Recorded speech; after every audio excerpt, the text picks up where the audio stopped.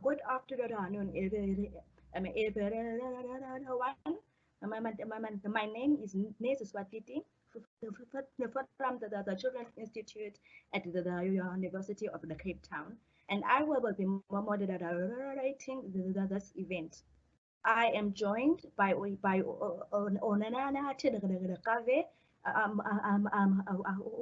who will provide sign language interpretation. On behalf of the Children's Institute at UCSIT, the South African Medical Council,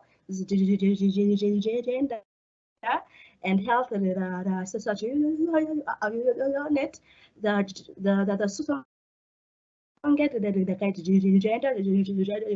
Justice and UNICEF South Africa, I would like to welcome you.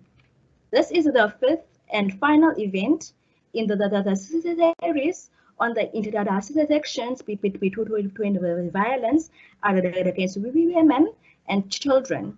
Today, the panel will examine strategies for working together to end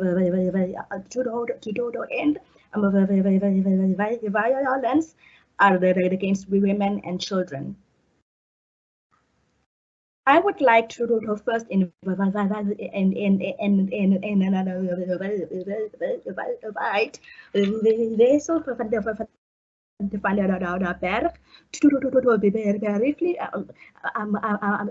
share with us his reflections on the key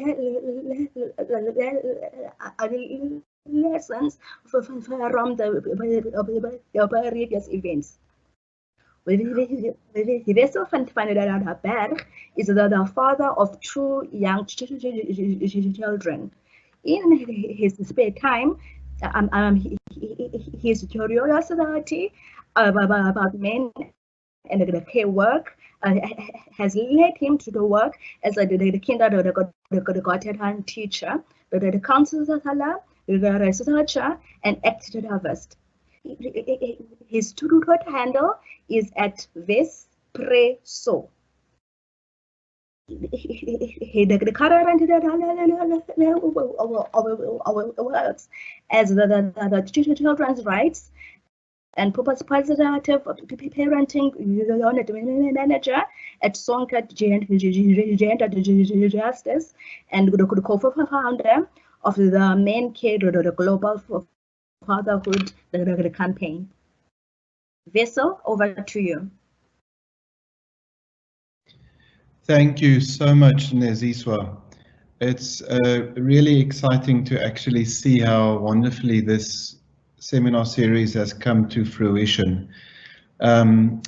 So I will just give a brief overview of the seminar series to date.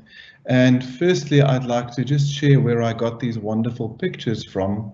It's from an organization called the Barefoot Guide Connection.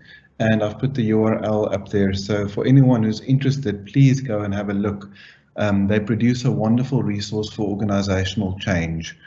And I've used the open source images that they have provided. So as I reflected on the seminar series that has passed, I realized that it followed a sine wave or a cosine wave, I'm not sure which it is, where on the one hand, the first one went quite conceptually in depth into the content of the intersections of violence against women and violence against children. Then it went in webinar 2 to, again, a global overarching perspective, kind of a 10,000 foot view, looking at the INSPIRE framework and the RESPECT framework. And then it returned to quite an in-depth look at interventions.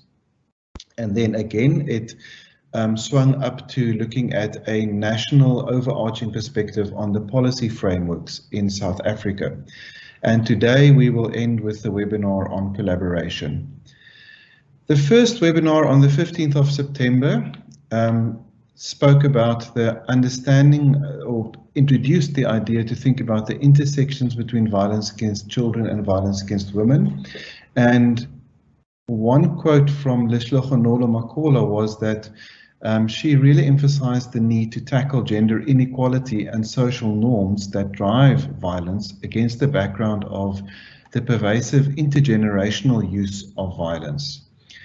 Merceline Machisa from the Medical Research Council raised the point that psychosocial interventions and parenting interventions need to be culturally adapted in the context of a trajectory of childhood to adulthood experiences of violence.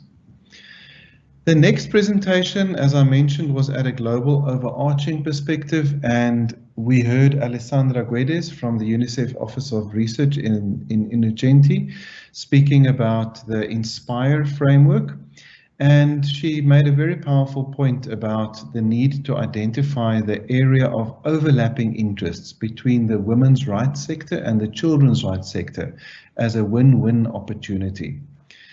She was followed by Elizabeth Dartnell from the Sexual Violence Research Initiative, who called also for an integrative approach, but Elizabeth also acknowledged the need to do that in the face of real tensions and realities, which often gave rise to quite a complex collaborative environment. And then her colleague Aniek Gevers also looked at that point and raised the need to look at a broader intersectionality, and then really emphasized it at the level of making sure that we ensure that evidence informs the decisions that we make. Following on that point about evidence, the following webinar on the 29th of September then had an in-depth perspective on interventions and what we are learning about interventions in Africa to jointly address violence against women and children. Stella Ayo-Odongo from APEVAC, the African Partnership to End Violence Against Children, who's the coordinator, was the moderator for the session, and she raised the point that we need to consider how working at the intersection can help us to move closer to the Agenda 2030 goals. Professor Shanaz Matthews from the Children's Institute made the very powerful point in reflecting on interventions that what works is just the starting point and that implementation really matters. So while we have wonderful results in terms of evaluations, it's how the rubber hits the tarmac that really matters. Then Natsnet Gebrebran from Raising Voices in Uganda reflected on the success of the SASA intervention and made the point that programs that are trying to address the intersectionality of both issues should really maintain a feminist framing. And that became a really valuable theme that ran across a few of the seminars of this intersectionality, especially from a feminist perspective.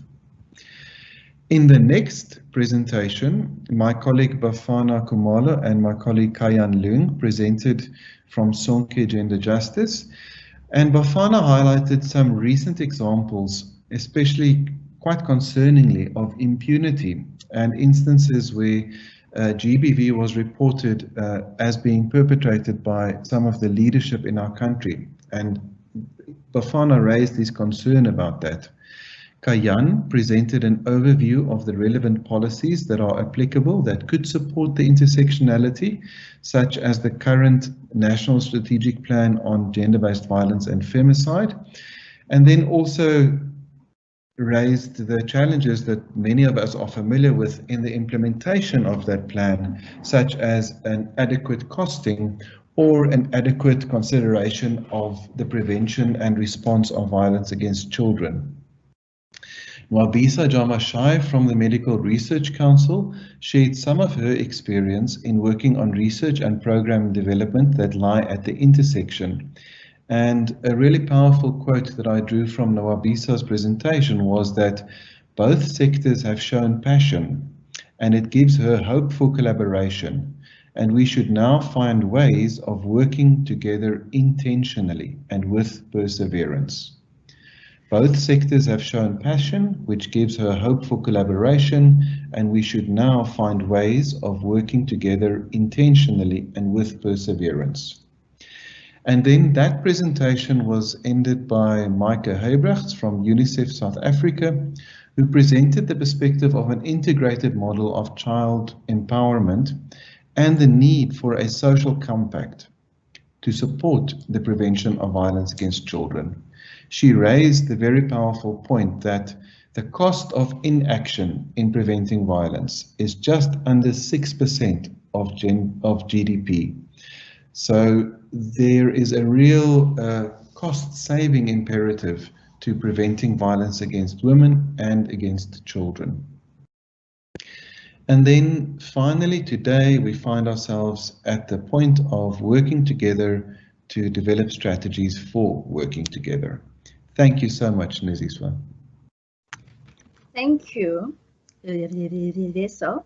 Before I introduce our panelists for today's webinar, let me go through housekeeping rules and one announcement. The first announcement is that I stutter, so please do not panic when you hear me speak a bit uncomfortably. So the first rule of the day is that the panelists will present for 20 minutes each, allowing for 20 minutes of Q&A at the end. We would love to we would love to engage with you. So please ask your questions in the Q&A tab at the bottom of your device. There are recordings of the seminars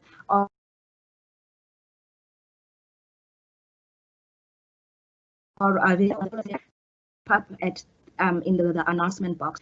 We would like to encourage social media and engagement on the hashtags, which are also in the chat. Now, I would like to introduce to you our first panelist of the day, and her name is Vetten. She has worked in the field of violence against women for over 25 years. Her particular curriculum have been how we think about violence and gender, turn these concepts into the couple and actionable problems in the arenas of law and welfare, and govern these through the state, NGOs, and the global agencies. She has worked at the cold face as a counselor, a paralegal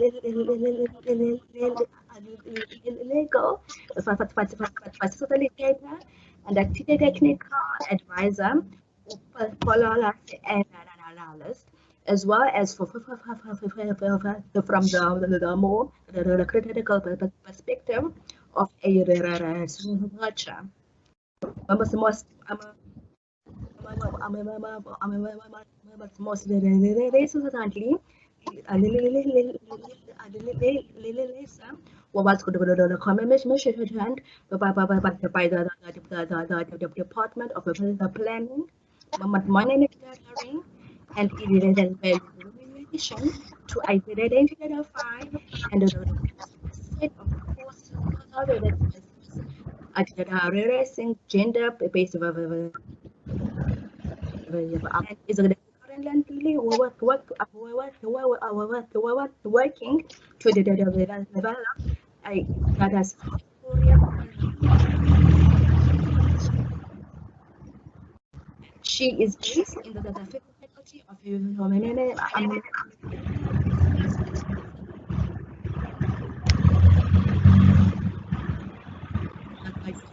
and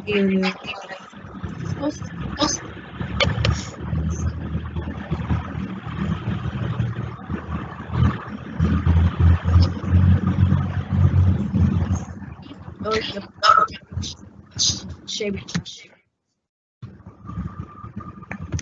Hi, Nisizwe. I was under the impression it was loaded. Let me try again.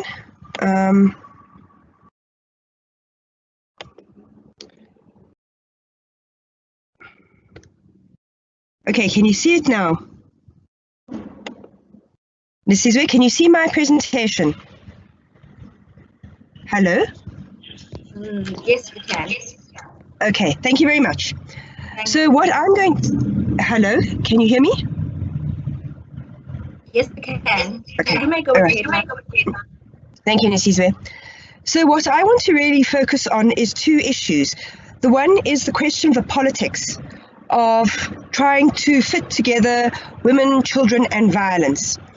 And in looking at the politics, I want to look at both the promises and the pitfalls of what faces us in trying to collaborate.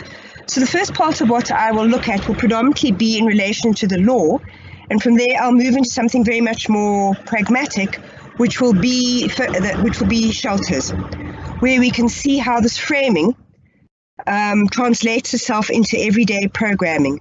So I want to begin then by looking at the kind of ways in which we can think about violence against women and children that are not transformative, that uphold gender frameworks and stereotypes, because I think for women there are particular risks in being located with children. Children are a lot easier to like than adult women. They're often seen as much more innocent. And so sometimes one of the ways in which we can garner sympathy for women is to position them as being like innocent children. But I think what that means is that it has very serious implications for their political status and their citizenship. So those are some of the pitfalls that I want to look at before I look at some of the promise in the pragmatic and programmatic. So this selection of pictures, I think, is here to give us some sense of the kind of difficulties I think, that face us in terms of the politics of addressing violence against women and children. On the left, we have, on the two top ends of the corners, we have two patriarchs and our two patriarchal systems. We have on the left-hand side, King Shaka Zulu. On the right, we have a Roman senator and representative of Roman Dutch law, both of which have dominated and framed the way in which this kind of political and legal status that is given to women and children in South Africa. We cannot lose sight of that history, and while some of it might appear irrelevant because 2,000 years old, we have an example of its thinking right now before Parliament. I think the middle picture shows often how very easy it is in which to garner sympathy for women and children, particularly when you position the man in ways that suggest he is unemployed, poor, and an alcoholic. In stereotyping a particular kind of man, you can win sympathy for women and children. And I think depending on the context you're in, you can shift his class to racialize him as a black man, or you can change his citizenship status and make him an immigrant.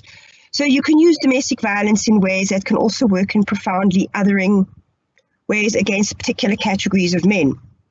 In this picture in the bottom right-hand corner, it's old, but I think it captures to some extent. Sorry, I seem to just lost the idea.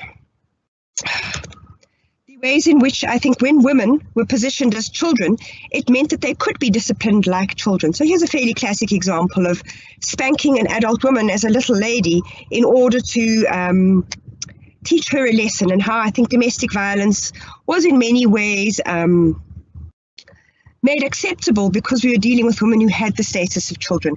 And finally, I think a t-shirt that says it all, and I think is very much a very common framing in South Africa right now, is the idea, and it's here as the counteraction, I think, to the man above, that real men protect and defend their women and children.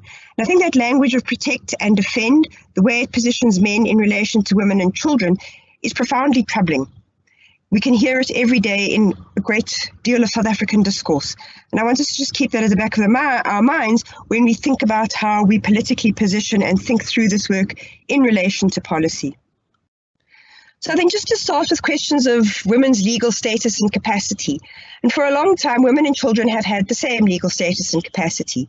So if we go back to the picture of the Roman patriarch I showed you, that was the idea of patria potestas. the power of the head of a Roman family over his wife, his children, slaves, freedmen, which included originally the right to punish by death, and always embraced complete control over the limited personal and private rights and duties of all members of the family. So you can see that in the foundations of Roman Dutch law, which was dominant for so many centuries in South Africa, we have had this notion of the father with rights over everybody and the woman and the child, slaves and others, as having no status within that relationship. But we find it here, I think, during colonization as well, the Natal Code of 1878, which represents the first attempt to codify African customary law, who treated the main elements being the subjugation of women to men, children to their father or the head of the family, and the rule of primogeniture. So there was, I think, a very nice overlap between two different kinds of patriarchies going on here in the foundations of South Africa as a state. I think if we look at the Black Administration Act of 1927, what that did in particular was to make black women permanently children. So regardless of their age or marital status, they were always minors, and they also had no legal or parental rights concerning their children. I think if we move much more recently up until 1993, where we can again see Roman Dutch law shaping thinking, this is a very important case which involved the first time a husband was found guilty of the rape of his wife. The matter was overturned on appeal, and I think it's interesting to look at how marriage in the not so distant past, 27 years ago, was conceived of in terms of Roman Dutch law. And there was a hierarchical relationship that subjected wives entirely to the guardianship of their husbands, who had authority both over their property and their persons, and that this dominion over the wife included marital privileges, i.e. sex whenever I wanted it, according to the husband, and an entitlement to meet resistance with force or violent conduct. This is why you could never charge a husband with the rape of his wife 27 years ago, because of the way in which the law was framed. However, that was, I think, very much the last gasp of Roman Dutch law, and in 1993, the last vestiges, in law at any rate, of the marital power were removed for white, Indian and coloured women, and then in 1998, through the Customary Marriages Act, African women also finally were granted equal status and capacity in marriage. They were no longer minors. So the law has shifted quite significantly in the space of about 5 years in order to give women full legal status and capacity, to state that they had autonomy. Their decision-making no longer was determined by their husbands. They could make decisions in their own right. And I think that point about autonomy is important. It is what I think separates in many ways women from children, is that they have the right to make decisions and to have control over their lives, which we don't always necessarily give to children for different reasons to the reasons we grant them to adult women. Now, that might seem like a nice history from a long time ago, interesting more or less, but how is it relevant? And here I want to bring us right up to date, in fact, to last week, Friday, when submissions closed on the Domestic Violence Amendment Act, and look at how, once again, the law has sought to give women the same legal capacity, with implications for their citizenship rights as children. So here we have two new provisions introduced in law, which did not previously exist. So it's as if we've come right almost full circle here, where now we once again remove aspects of women's autonomy from them. And these two new provisions, 2A and 2B, firstly place a duty on any functionary, so that would be a person like a healthcare worker, social worker, whoever, becomes aware of the fact that a child, a person with a disability, or an older person, or an adult person, if they are being abused, there is an obligation or a duty to report this to both the social worker and the South African police form via this form. And it doesn't just stop with functionaries, it extends this duty to all adult persons who know, or have in particular in relation to adult women, they must know that an act of violence has been committed, and they must report this knowledge as soon as possible to a social worker or the South African Police Service. So what this amendment does is it creates 4 categories of persons who have lost the power to make decisions over their lives: children, people with disabilities, older persons, and all other adults. That other adult is a very gendered person. It is a woman. And I think what is concerning about this is that we might be able to justify that decisions in relation to children, and in the case of people whose intellectual disabilities perhaps fall on the moderate to severe end of the spectrum, where they have their rights of control over their lives and decision-making capacity taken away from them. And I think for older persons who may perhaps have Alzheimer or dementias, you could perhaps also justify that removal on the basis of their lack of mental capacity. But you certainly cannot say all disabled persons, especially those who have physical disabilities or whose disabilities fall on the mild to moderate end of the spectrum, or adult women, have lost the capacity to make their decisions. So I think what we see here is, once again, where we've had women being removed from the category of children, once again being returned within the category of children as having lost the ability to make decisions over their lives, and where we have a thinking that suggests that they are incompetent and unable to make decisions about their lives. And in many ways, what we have here is the law in a different way, once again creating a relationship, a legal relationship that has many of the aspects of an abusive relationship. So once again, where abusive partners think they have the right to make decisions and judgments and control the lives of their female partners, and will often say they're doing so because their female partners are too stupid to make their own decisions. We now have the law reinforcing that idea with these two new provisions, which implicitly suggest that adult women are not capable or competent in terms of their decision making. So I want to just put that there as a kind of framing for thinking of the complexities of locating women and children together, because here we have a law that ostensibly looks like it's trying to protect people, to protect and defend vulnerable persons. And in doing so, I think in a very paternalistic way, is removing those rights to autonomy and decision-making that adult women started enjoying in full only a few decades ago. So that's really, I think, what I want to say in terms of the basis of how easy it is to slip back into, in the name of protection, in the name of concern, how easy it is to slip back into giving women the status of children in relationships and marriages. So I think those are difficulties that we need to face. Those are the kinds of political pitfalls that we need to be thinking about in terms of how we structure this work that combines violence against women and children in the face of something as problematic as this provision. So from that, I want to move to questions of programming and the programmatic. And these two photographs were taken from Donna Ferranto's, I think, groundbreaking series in the mid-1980s, where she photographed scenes of domestic violence. So these are actual scenes, and I think both of them capture something of the incredible difficulty and distress evoked for children by observing their mothers being beaten. We have Diamond, the child on the right, who had actually called the police on his father, as had Jenny, the child on the left-hand side, sitting by the phone. In both instances, they had called the police in response to a boyfriend assaulting their mothers. So I think these are very practical examples of why it is and when it is that we do need to think about women and children, because there are clearly, in relation to legal status, they have been given the same subordinate status, which continues to echo today. And there are, of course, the bonds of attachment that exist between mother and child. So one of the most concrete ways in which I think these collaborations between women and children can come together is in relation to shelters. So I want to present here a little bit of the very limited research that we do have in relation to children in domestic violence shelters. I think the first thing that was for me unexpected in doing this research, which looks at about 14 different shelters in 4 provinces around the country, is that when women go to shelters, all their children do not go with them. In fact, approximately half do. So what happens to the other half of children who don't go with their mothers? Here we can see that at least a quarter are staying behind with their fathers. Some are already living apart from their mothers with their maternal family members, a fairly high proportion. But there's also another group, and this perhaps is talking a little bit about the complexities of the kinds of relationships that their mothers are in. Up to 14% of children are already adopted or are in foster care or places of safety. So again, to think about what is happening in those more complex and difficult situations for children.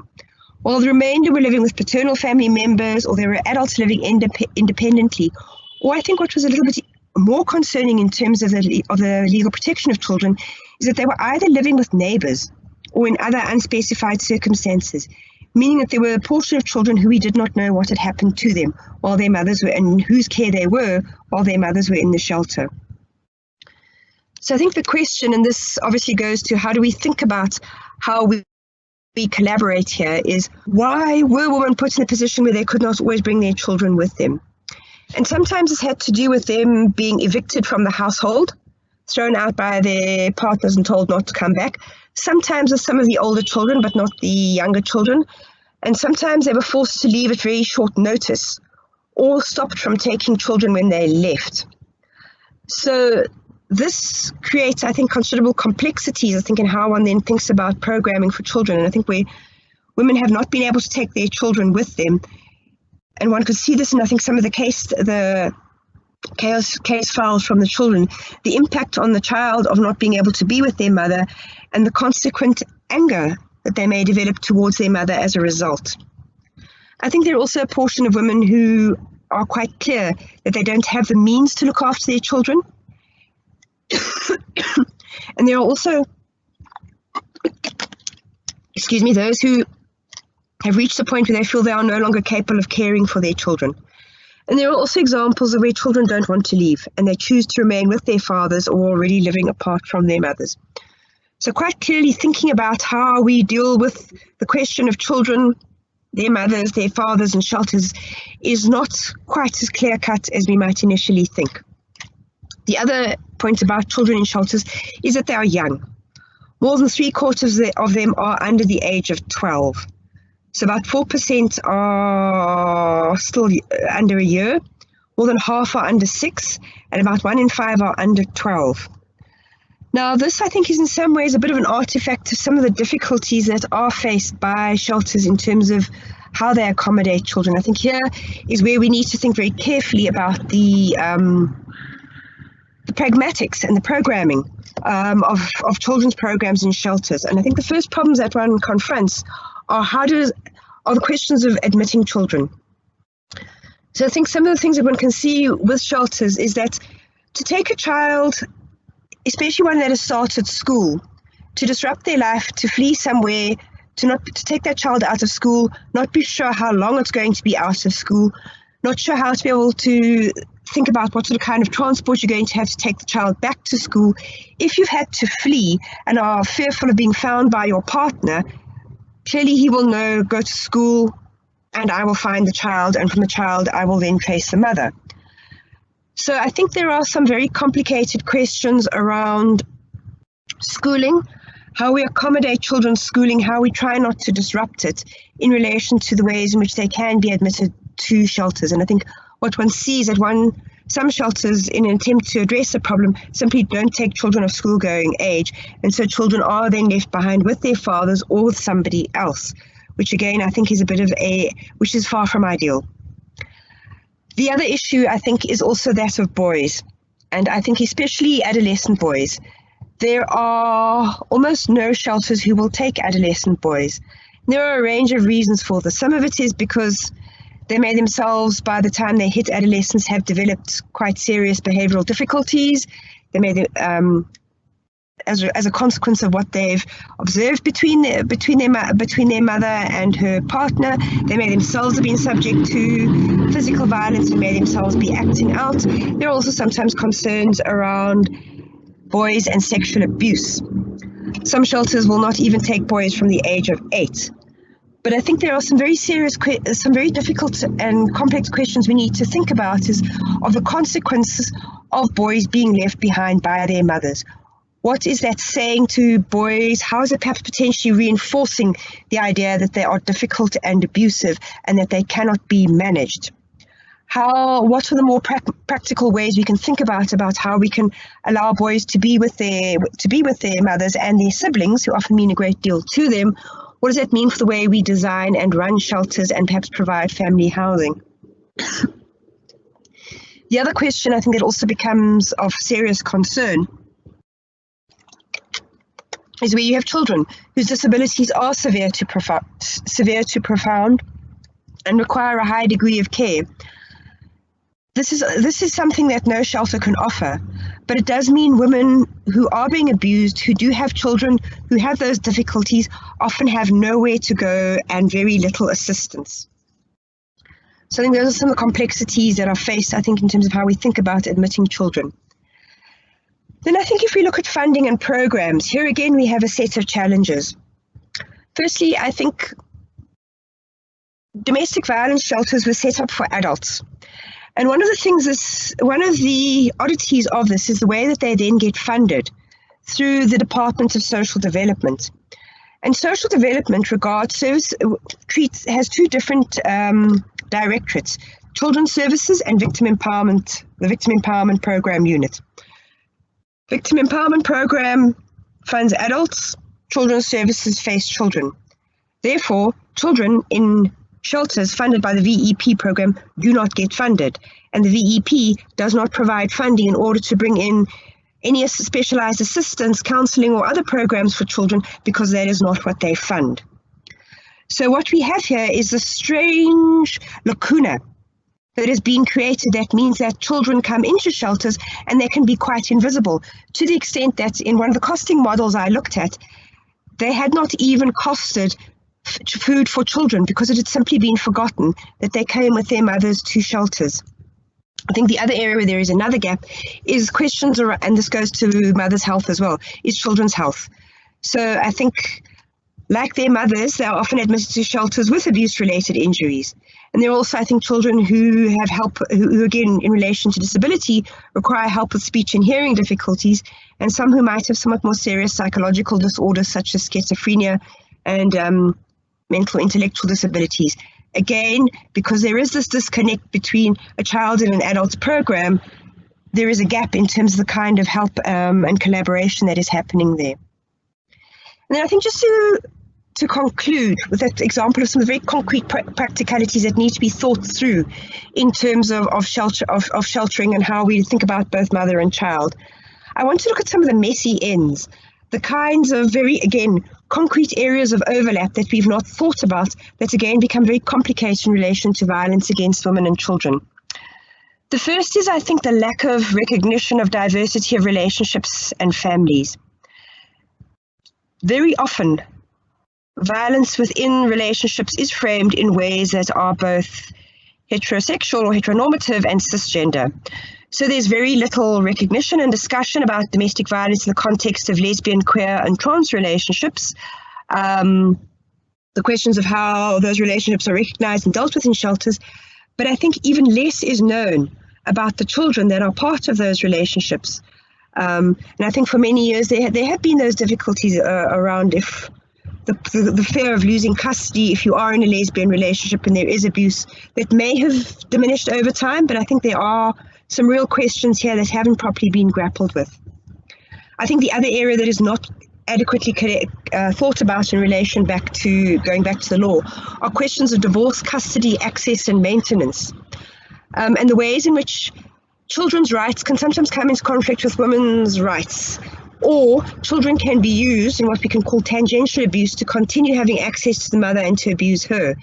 So children have a right to see both parents, which means that in terms of divorce or even where a relationship is split up, father must have access. So that is the way in which he can continue to maintain contact with the mother and continue to behave in ways that are abusive and controlling. And I think there are also the very difficult questions of when women lose custody of their children. And I think we live in it for whatever our movement towards gender equality. A woman who loses custody of her children or who gives up custody of her children is considered a very strange woman indeed. And I think the other area that is also enormously difficult to think about is when women abuse, neglect, and kill their children. And I think our difficulty in thinking through some of the very complex power dynamics of care. And again, if I go back to those amendments in terms of the Domestic Violence Act, what was quite striking in looking at those was how little attention is paid to the question of adults who have severe to profound disabilities, who are being cared for by others. We have no set of systems of protections and reporting in place for that grouping. And I think we are not coming to grips with how difficult care can be, that it's both a form of sacrifice, it is something we admire, it is a form of altruism, but it can also come with great difficulties and complexities and power that can result in abuse. And I think finally there are these complicated questions around balancing the duty of care to the right to autonomy.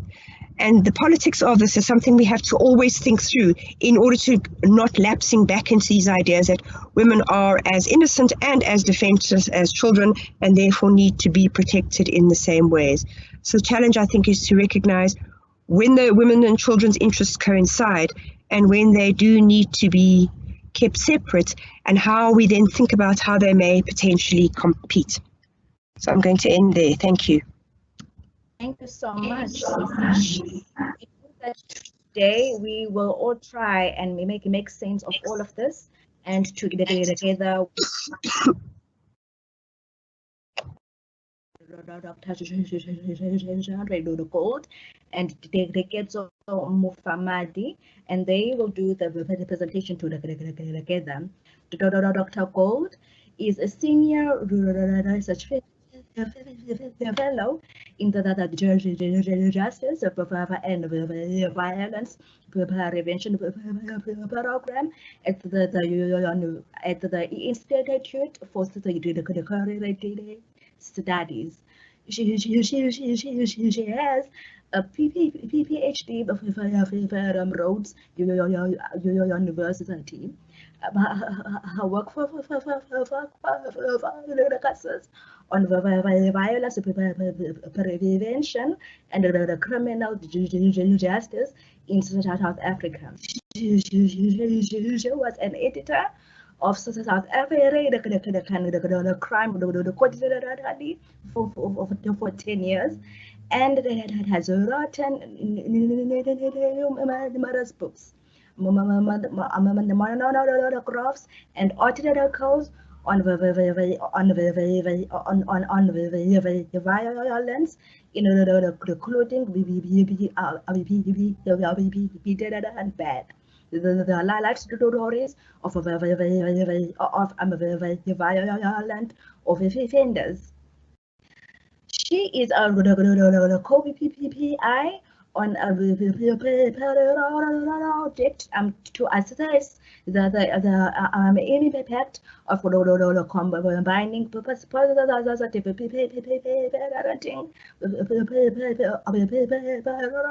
programs along with a social activation process in the community served by the 7 purposes initiative. But today, she will share with us her experience from convening the violence prevention forum. Today, Diketso Mufamadi is a 20-year-old graduate from the University of the Witwatersrand. She has a BBA honors in psychology, and it has completed the lifeline self-awareness counseling course, and it is currently pursuing her master's degree in psychology with the University of Cape Town. She has been with the Institute for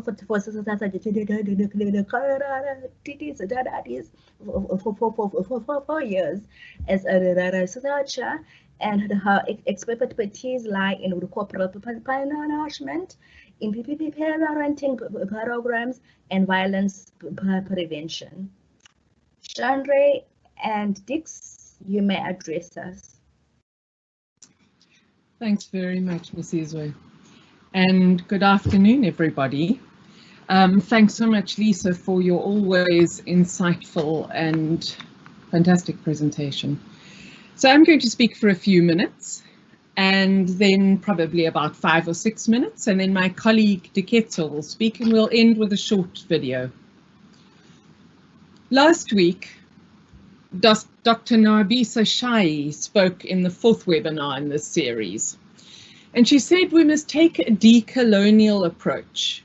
And I want to just reflect on her words for a few moments. She said we need to take a decolonial approach of seeking to fully see and appreciate the backgrounds and experiences of both those people who contribute towards and those who benefit from the work on violence against children and gender-based violence. And we need to appreciate that we're all affected and influenced by structural inequalities, by racism, discrimination, gender inequality, poverty, the factors that drive violence, neglect, and trauma.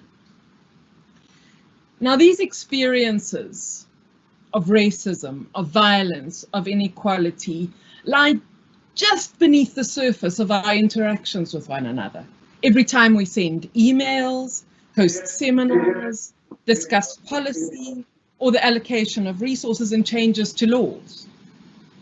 They're not out there somewhere else. They're not in a place we can't see. They are right here with us. They are us. Whether we're researchers, whether we work in an NGO that provides counseling to women and children or run a shelter, or if we're a director in the Department of Social Development, our vastly varied experiences of privilege, of inequality, racism and violence shape, mold and inform our responses to one another and the societal problems we're trying to address. Now, when violence is as present as it is in our country, at a time when our troubles feel quite intractable and the future deeply uncertain, the tensions between us increase because the stakes are very high. And it's in times like this that it's very hard to work together and very much easier to see our differences and resort to working with people who are the same as we are, people who share our perspective and experiences. And it's really much harder to reach across the divides. We have a recent, quite powerful example of what happens when people don't work together. And you might have seen recently, very recently, in fact, that the Makhanda High Court issued a scathing judgment against the Eastern Cape MEC for Social Development, Sipokazi Mani-Lusithi, and the head of her department, Ntombi Bart. Now, what led to this judgment was a decision by the department not to pay NGOs who provide care and services and food to the elderly, because in response to COVID-19, NGOs had changed from providing food at community centres to doing so at people's homes. And the department argued that this wasn't in line with their policy and would amount to wasteful expenditure. The very same argument could have been made with regard to women and children, no doubt.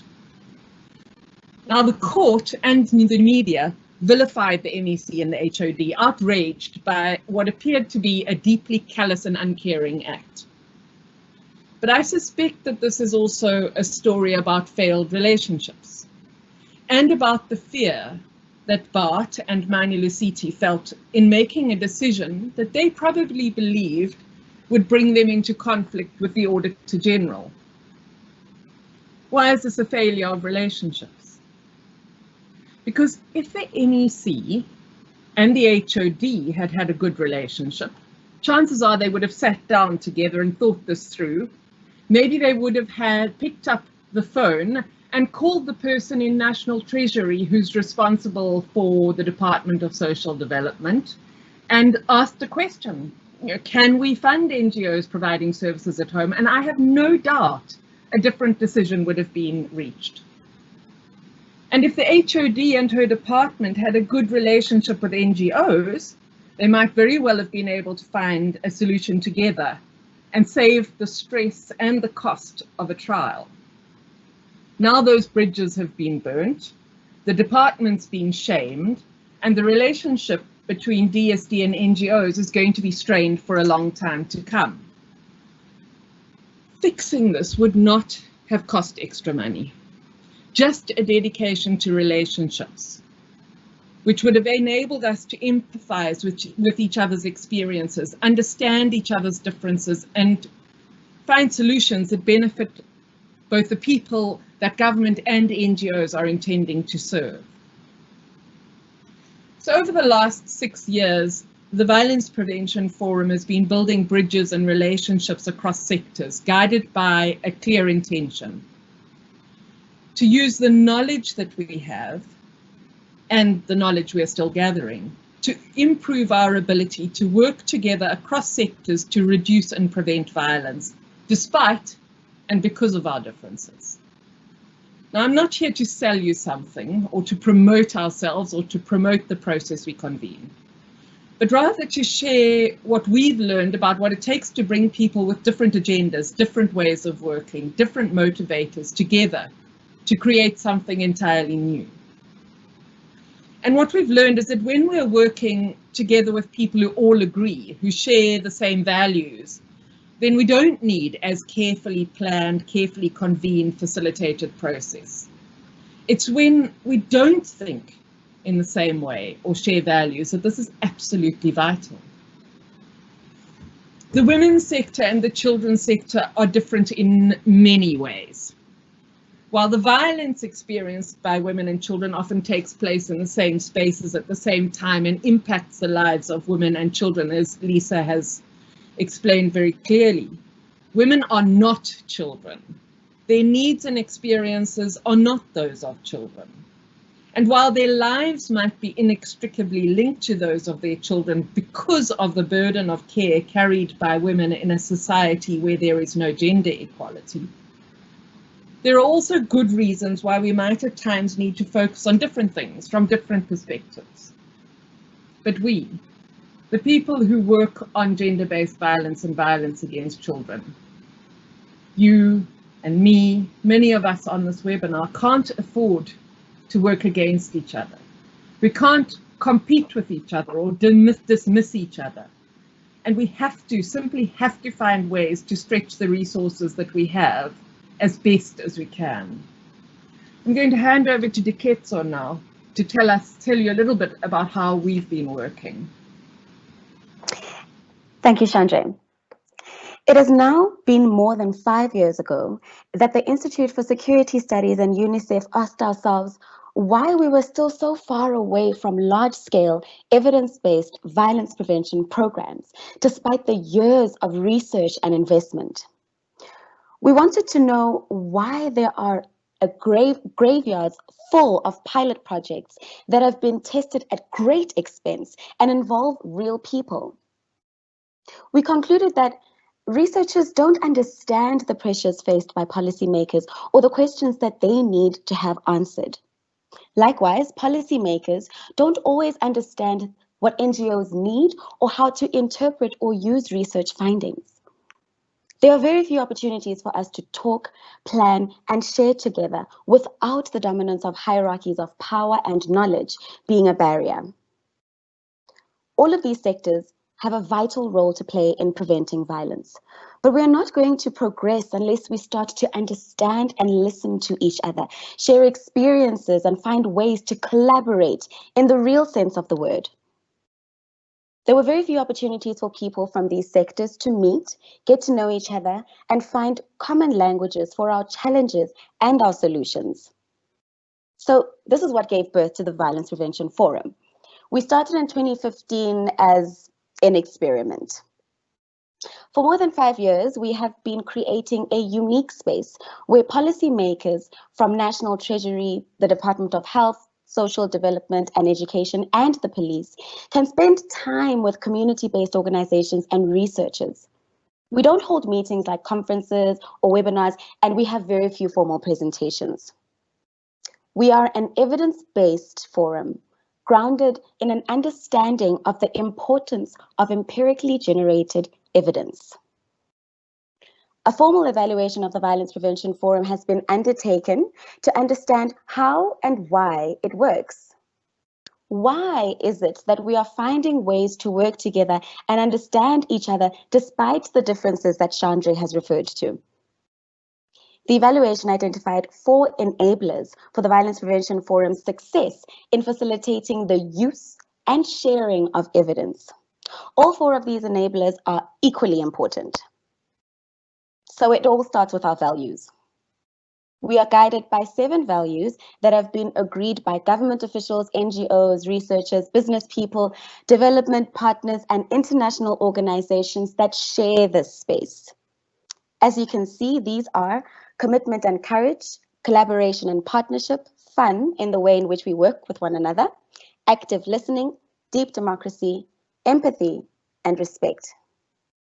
These values are revisited and affirmed every time we meet and every time we engage with one another outside of meetings. The second enabler of the Violence Prevention Forum is skilled facilitation. Our approach brings an awareness of power and gender into our process and helps to flatten the hierarchies of knowledge. What this does is it ensures that everyone has the opportunity to shape and contribute to the forum. The third enabler is the forum's strong support system. This includes a driver group made up of representatives from government departments, NGOs, and international organizations, a caring, capable, and responsive secretariat, strategic communication support, and flexible funding structures from committed international donors. Fourth and lastly, the Violence Prevention Forum is convened by organizations with legitimacy, credibility, capacity, and reputation. The forum has become a repository of many sources of information, data, policy, and research. The beauty is that policymakers from government and people from community groups and NGOs get direct access to information and data and can engage with researchers who can then in turn test their research in real conditions on the ground. The evaluation found that the forum is acting as a broker and translator of different types of knowledge and evidence and life experiences. Now, we do not pretend to have created a utopia, but the Violence Prevention Forum has had tremendous impact already. Here's an example of how the forum has enabled people in the women's and children's sector to work together and identify issues of common concern. The forum gave rise to the establishment of a network of NGOs who deliver evidence-informed positive parenting programs. They call themselves the South African Parenting Program Implementers Network. This network has really come to understand that gender inequality and intimate partner violence undermines the effectiveness of the programs and parents' ability to use the new skills that they are learning. Much like Lisa spoke of, the network will need to draw on knowledge in the women's sector to strengthen their own programs and their approaches. There's obviously much work to be done, but we offer this example as one of the ways that the women's sector and the children's sector can work together. As a multi-sectoral violence prevention forum, we haven't managed to iron out all our problems. We don't all agree on all issues, nor are we representative of all organizations in our country. But the Violence Prevention Forum is showing us that with an enabling space that fosters relationship building and willing participants, a lot of what was previously unimaginable can be possible. And yes, the tensions between us are increasing and we do see our differences, but we can't afford to compete with each other.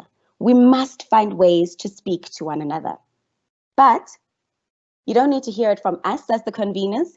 Here is a short video which includes the participants and members of the driver group where they speak in their own voices.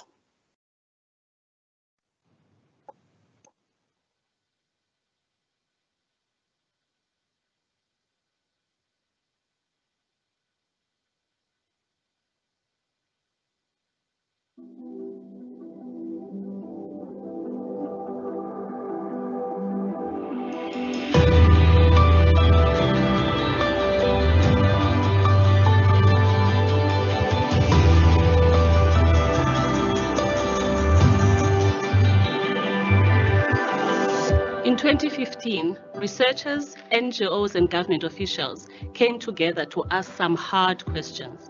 We wanted to know how people from different sectors could share and apply their knowledge on violence prevention. We came from different starting points with different ways of working and different ways of thinking. We didn't understand each other's challenges and motivations. We were frustrated by lack of upscaling of successful interventions to prevent violence. There was minimal knowledge sharing between academics, policymakers, and civil society. Policymakers were not paying enough attention to the conditions faced by frontline workers. In addition, researchers were failing to translate their findings into effective policy, which would guide and inform various interventions implemented by frontline workers. There is no single solution to a complex social problem, and no sector can solve the problem of how to prevent violence alone. But collaboration is not easy. There are hierarchies of power and knowledge, and very few opportunities to build relationships. So the Violence Prevention Forum brought us together.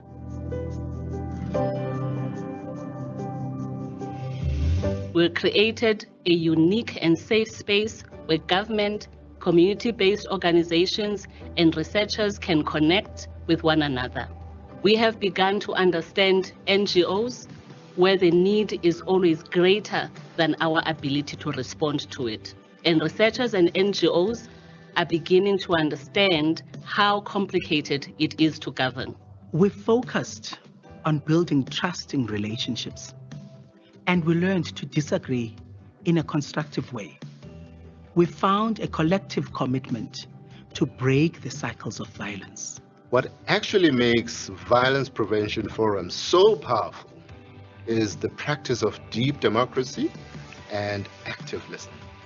We understand and share our feelings and experiences, and I can't underestimate how important it is that we strive towards empathy for people from such different positions. We found courage and commitment and new collaborations we never thought were possible.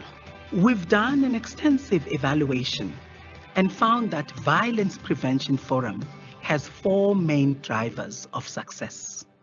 We apply our values, our meetings are guided by skilled facilitators, we have a strong support system, and we're convened by organizations with legitimacy, credibility, and capacity. So I'm an economist, and I see this group building relationships and influence across government. We had a lot to do with violence prevention being in the national budget and on the lips of politicians and policymakers. The forum has helped to ensure that prevention is a key focus of the National Strategic Plan on Gender-Based Violence and Femicide. Anglo American, like so many South African corporates, is grappling with the issue of how violence affects its employees. And we've realized that we cannot go it alone, and we have to work with what can be unconventional partnerships to solve what is a really complex problem. Within the network, we learned there were other NGOs offering parenting programs across the country. So we came together and collaborated and called ourselves the South African Parenting Program Network. So for a very long time in the basic education sector, there hasn't been really a platform of engagement between politicians and learners. And so the Department of Basic Education then started working with NGOs and international organizations to open up that platform of engagement for politicians and learners where they can engage about certain issues such as racism and violence. We have the first ever map of all violence prevention interventions in South Africa. And now we know where the gaps in our knowledge are. The Violence Prevention Forum is about relationships. We've made space where people can work without power, rank, and privilege being a barrier. It was a long journey. We had to overcome our differences and use our voices respectfully, thoughtfully, and confidently to be heard.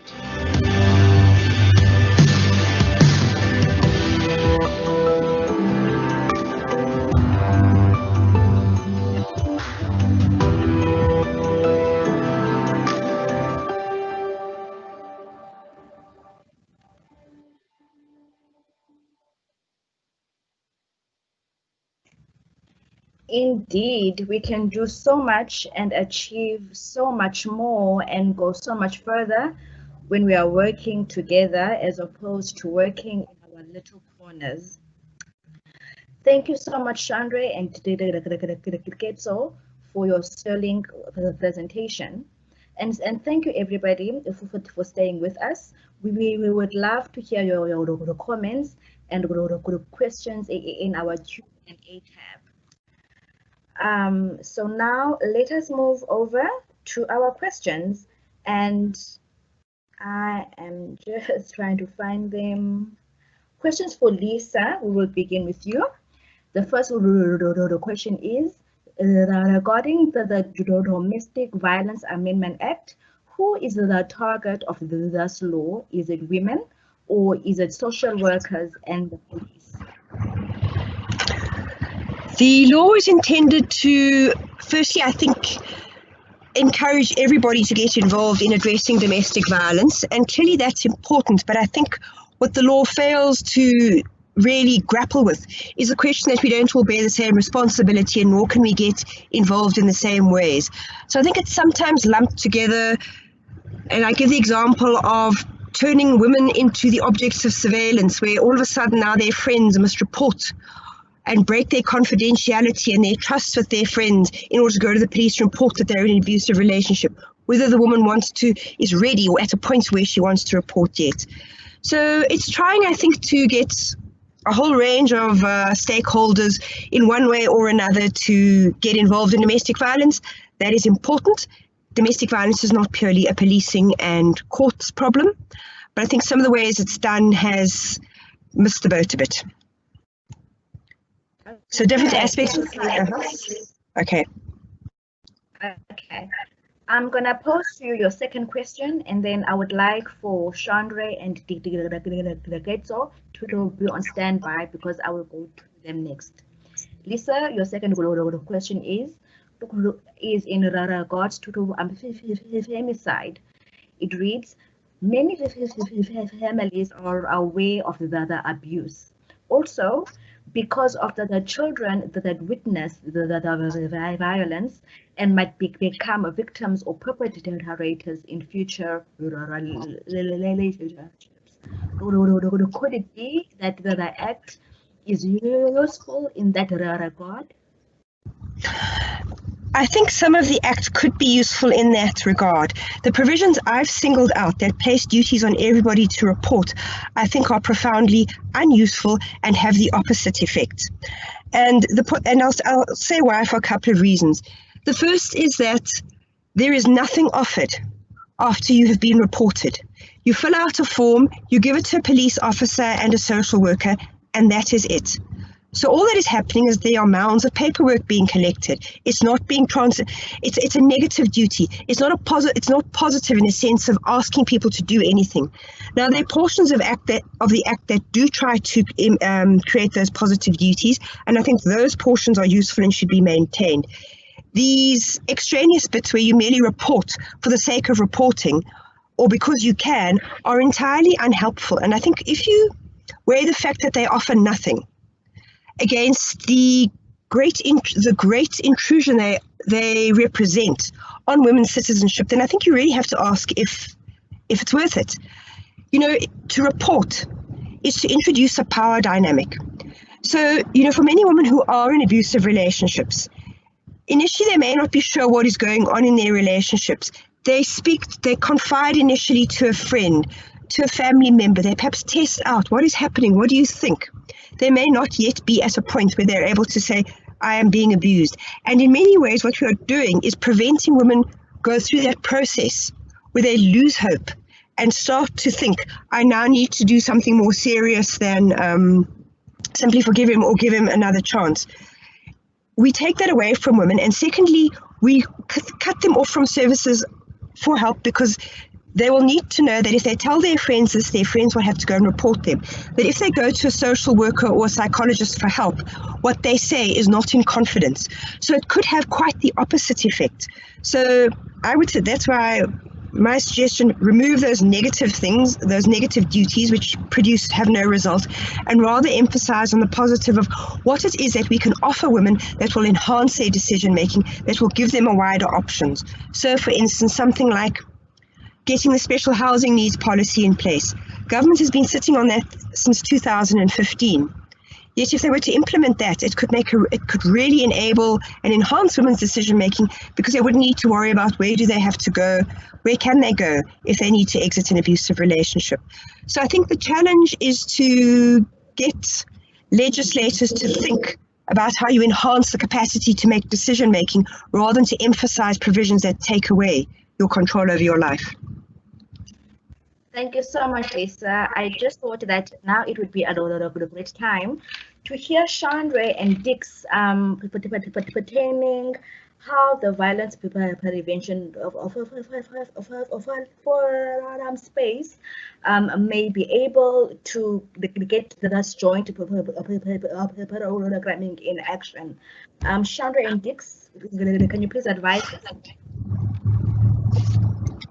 I see a couple of questions for us. The one is about how we can be part of the Violence Prevention Forum and also how we can work together. So perhaps just to answer the first question first, for those who are organisations or individuals.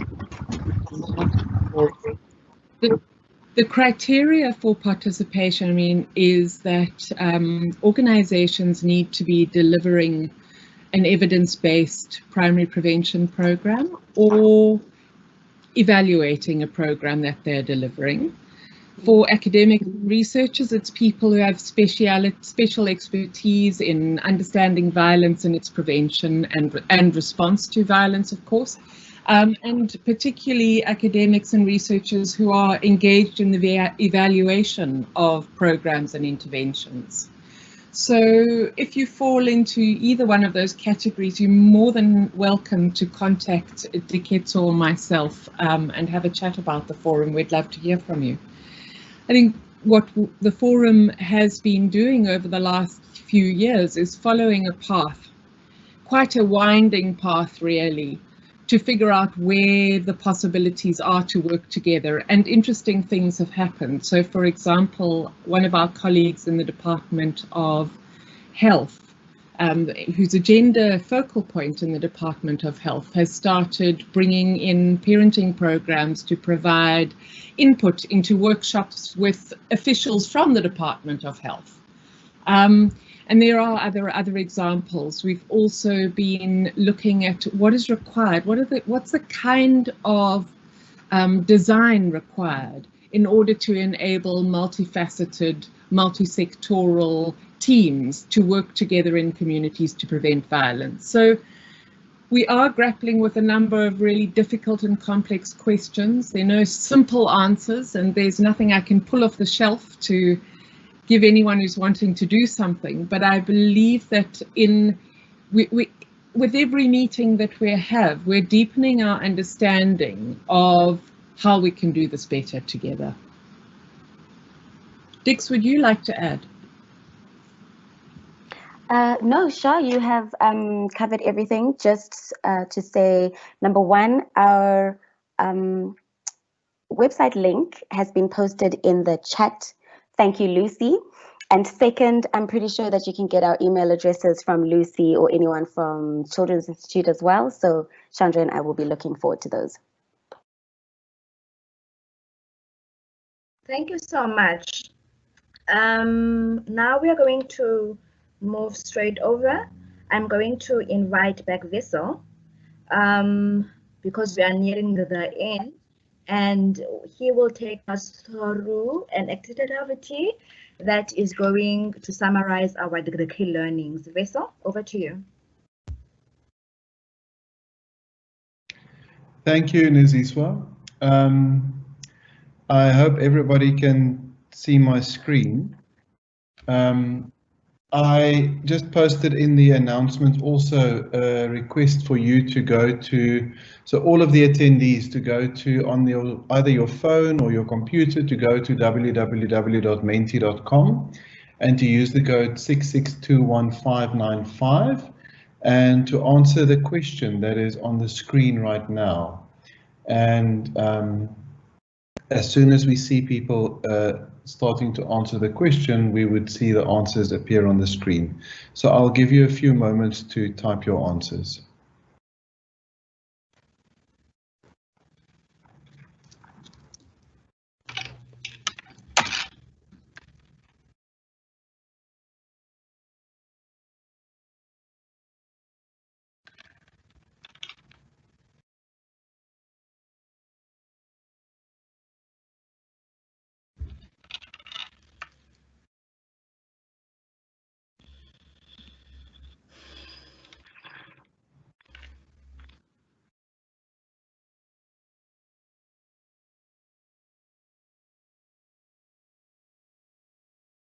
Okay, there's one coming up, shelters.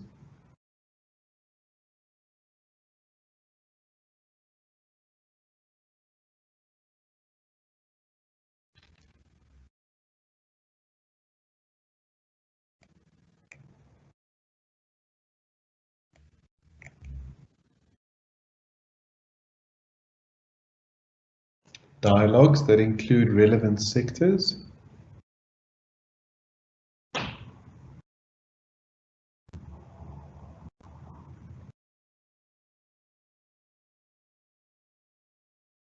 A cluster of gender-based violence-related bills in front of Parliament.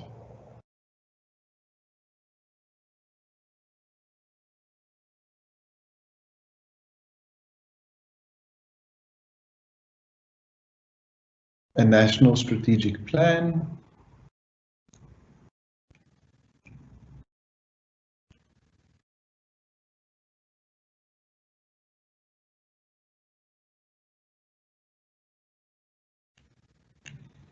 To address family and especially parenting from birth onward or even before a child is born. Parents need to look at their wounds and violence that they pass on to their children. I think we're going to start seeing quite a few coming through now, so I'll stop reading them. I might just pick out one or two. And as is why I'll give it another 2 minutes and then I'll pass to the next slide.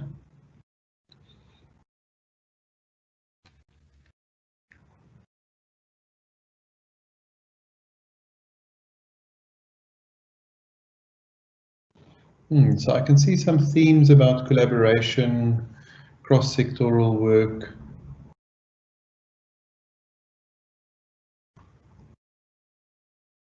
knowledge sharing, collecting surveillance data, co-designing antenatal services,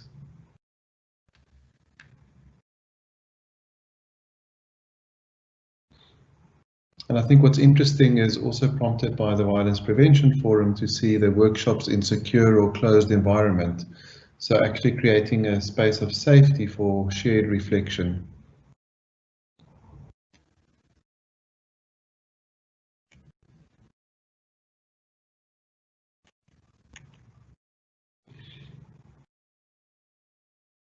Meaningful engagement with those who actually inflict violence and collaboration. So there's 16 answers so far. Thinking differently about working with dyads and family support services. Let me pass on to the next slide just because of time. I know we had about 90 attendees, so I am going to move us forward. The next question is, what is one action that you can commit to taking to reduce violence against children and violence against women?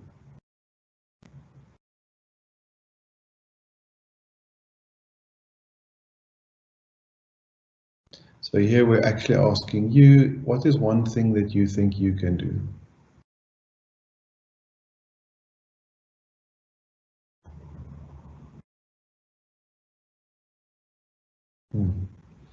Education at school level. Prevention is better than cure. Again, convening dialogue. Great. Continuing to host multi-sectoral engagements. Fantastic.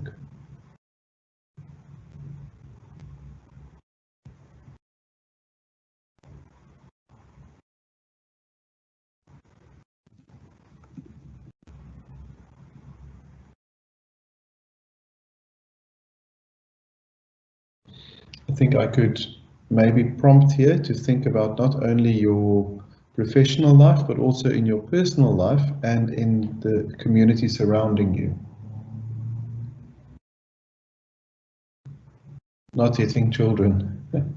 Thank you. Great, working with boys.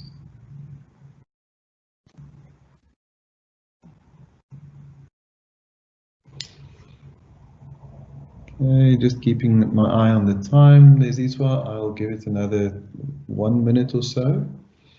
Please keep on working with children. Exactly 1 minute, Bessie. 1. Okay, 1 minute. Thank you. I can sit here watching these wonderful commitments for the rest of the day, actually. So let me go to the next one. Please keep submitting answers if you're not ready to pass yet. We will be able to download this afterwards. So the next one is the last one, is your level of commitment. So if now that you've mentioned something you can do, how realistic do you think that commitment is? And you can move the sliders on your screen.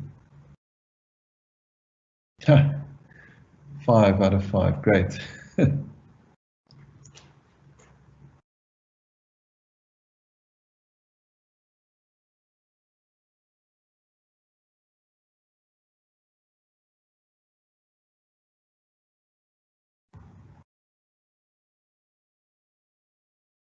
I think we still might be getting answers for the previous questions.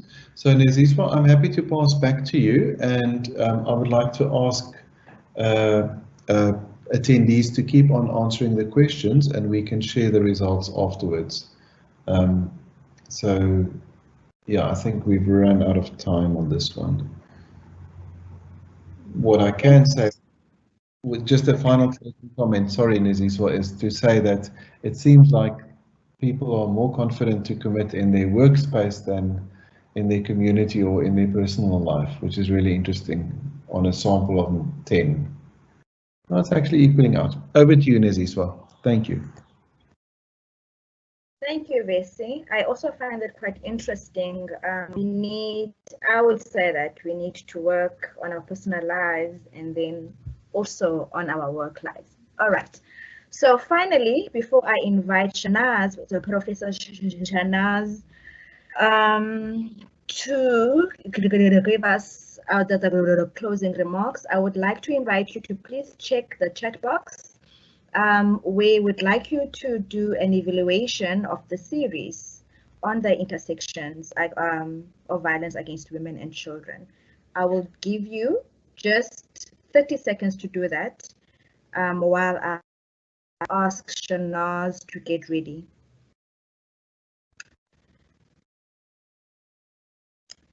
Lucy Jamison, thank you so much. She has just dropped the evaluation form in the box.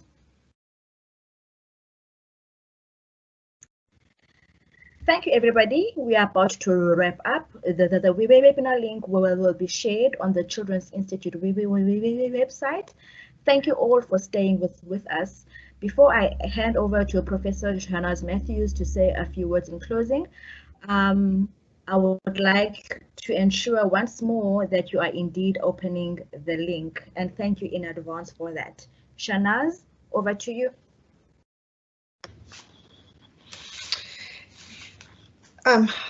Good afternoon to everyone. I've got the last words. Wonderful. Just want to say, on behalf of the Children's Institute at the University of Cape Town, our partners, the South African Medical Research Council, as well as Sonke Gender Justice and the African Partnership to End Violence Against Children, I would like to thank all the speakers and the production team to making this event possible. We are also most grateful to all the organizations that have participated in the series, such as UNICEF, the SBRI, Raising Voices, the African Child Policy Forum, and also importantly to our funders, Wraith and Ford Foundations, for generously sponsoring the work that we're doing. And to you, the audience, who have engaged with us so actively over the past few weeks, as activists, academics, and practitioners from across the continent and the globe. And it's just been incredibly wonderful, the level of participation that we've had over the 5 sessions. All the seminars, just to stress once again, have been recorded. So if you've missed a few, you can certainly get access to it via our website. Along with, we're also producing a repository of all the research that we have presented, all the research papers over the past few seminars. We're collating it all in a centralized repository, so you're able to access it. And just to talk about going forward, we are hoping that we will be able to host a 2-day event in the near future. COVID permitting, we're planning an event probably in the first quarter of next year, but we've got to see how things work out. And we will send all the details out to everyone that have participated in the past 5 seminars. And all it leaves me to do is to say thank you once again for joining us today and over the past few weeks, and have a good evening. Thank you. Thank you, Shana. We actually have a minute. Wessel, do you want to share your screen to show the final thingy? The final answers?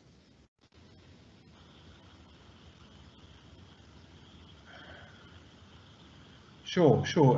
No, let me do that. I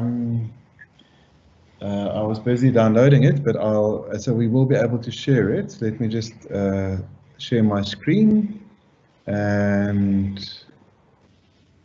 there we go. You can see this one. There we go. So there's the first one. You might see your first. We had quite a good response. We had 32 people responding on the actions. Very realistic to love your child and yourself. That's a very nice one. And I think we can, lots of commitment for work in personal life, community, and in the workspace. And I think the first one was lots of strategic opportunities in dialogues, etc. Also quite a good response with about 33 people. Let me end there, Naziswa, and we'll share the PDF with all of these results as a reference document. Thank you so much. Thank you so much, everybody, and goodbye.